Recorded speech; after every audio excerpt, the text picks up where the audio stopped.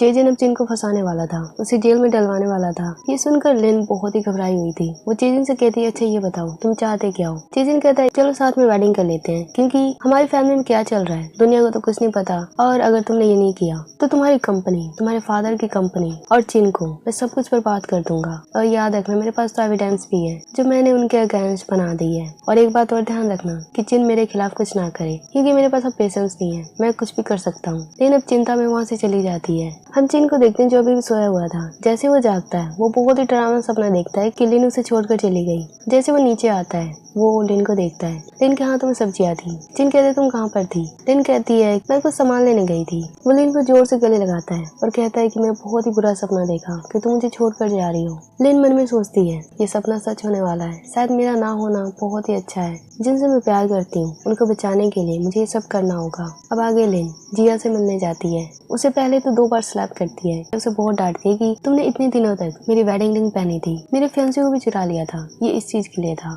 आगे वो अपनी वेडिंग रिंग जिया को ही दे देती है और कहती है तुम्हें पसंद था ना, तुम ही इसे रखो। जिया अब समझ जाती है कि जेजिन जरूर लिन को धमकी दे रहा है, उसे ब्लैकमेल कर रहा है। वो लिन की हेल्प करना चाहती थी। वो उसे कहती है तुम जेजिन की कोई भी बात मान लो, अगर वो चिन से नफरत करता है तो वो उसको बिल्कुल नहीं छोड़ेगा। अब लिन कहती है सिर्फ मुझे चिन की चिंता नहीं है, मुझे कई लोगों की चिंता है और मुझे उसके लिए सब करना होगा।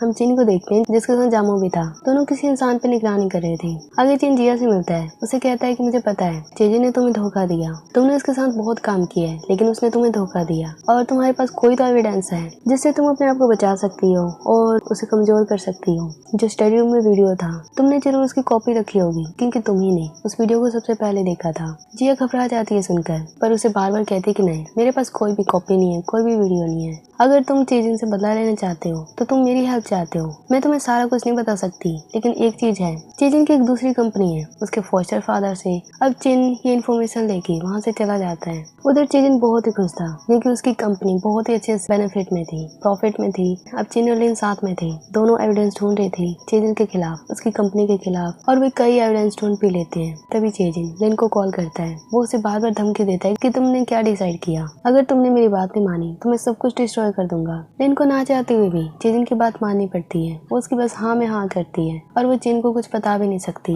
हम जेजिन को देखते हैं। जेजिन बहुत ही गुस्से में था। उसे पता चलता है कि उसकी कंपनी पे केस चल रहा है, उसकी कंपनी बहुत ही लॉस में जा रही है। अब वो सीधा चिन से मिलने जाता है, उसे धमकी देता है तुमने मेरी कंपनी पे केस किया है ना। चिन कहता है हाँ, तुमने बहुत ही इलीगल काम कर लिए, अब उसे रोकने का टाइम आ चुका है। जेजिन बहुत ही गुस्से में था। वो चिन को धमकी देते हुए कहता है तुम कुछ भी कर लो, मेरे पास ट्रम्प कार्ड है, मैं उसे जल्द ही आजमाने वाला हूँ, तुम मेरे जल्द ही बर्बाद करने वाला हूँ। अब चिन सोच में पड़ा था कि आखिर जेजिन ऐसा क्यों कह रहा है, उसके पास ऐसी कौन सी चीज है। हम जिया को देखते हैं जिसके पास मेमोरी कार्ड थी। वो वीडियो को प्ले करती है। उसमें हम जेजिन और लिन के फादर को देखते हैं जिनमें फाइट चल रही है। लिन के फादर जेजिन की सच्चाई जानते थे कि वो एक बुरा इंसान है, वो सिर्फ पैसों के लिए लिन के पास है। वो जेजिन को धमकी देते हैं कि तुम यहाँ से चले जाओ, पर जेजिन कहता है नहीं, मैं नहीं जाने वाला, मैं सब कुछ हथिया के रहूंगा। तभी कुछ मिनटों में लिन के फादर को हार्ट अटैक आता है। वो मेडिसिन लेने वाले थे, पर जेजिन उन्हें मेडिसिन नहीं देता और उन्हें मरने के लिए छोड़ देता है। कुछ ही मिनटों में लिन के फादर की मौत हो जाती है और जेजिन वहाँ पर रोने का नाटक करता है। ये वीडियो देखकर जिया को भी दुख होता है।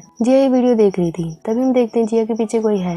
अब हम जेजिन को देखते हैं। जेजिन सीधा जिया से मिलने जाता है। उसे पहले तो प्यार से बात करता है, आगे उसे डांटते हुए कहता है तुम बहुत ही चालाक हो, जब तुम मेरे साथ थी तो मेरी हेल्प करती थी, और जैसे तुम्हें पता चला कि मैं तुम्हें धोखा देने वाला हूँ तो तुमने चिन के साथ हाथ मिला लिया, उसे ये बता दिया कि मेरी कंपनी कहाँ पर है। अच्छा ये बताओ, जो स्टडी रूम में जो वीडियो थी उसकी कॉपी अभी भी तुम्हारे पास है ना, जो तुम मेरे खिलाफ यूज करना चाहती हो। जिया बार बार मना करती है कि सारी बात झूठी है, पर जेजिन उसे हर्ट करने लगता है, उसे टॉर्चर करता है। जिया को ना चाहते हुए भी उसे वो मेमोरी कार्ड देनी पड़ती है। जेजिन के आगे वो बहुत गिड़गिड़ाती है। अब जेजिन से बहुत ही हर्ट करता है, वो उसे वहीं पर मार देता है। बेचारी जिया वो उसके हाथों मारी जाती है, जिससे वो सबसे ज्यादा प्यार करती थी, जिस पर वो सबसे ज्यादा भरोसा करती थी। अब हम चिन और लिन को देखते हैं। दोनों साथ में बैठे थे, ड्रिंक कर रहे थे। चिन कहता है आखिर आज तुम ड्रिंक क्यों करना चाहती हो। लिन कहती है बस ऐसे ही मन कर रहा था। तो दोनों बहुत ही बातें करते हैं पहले की।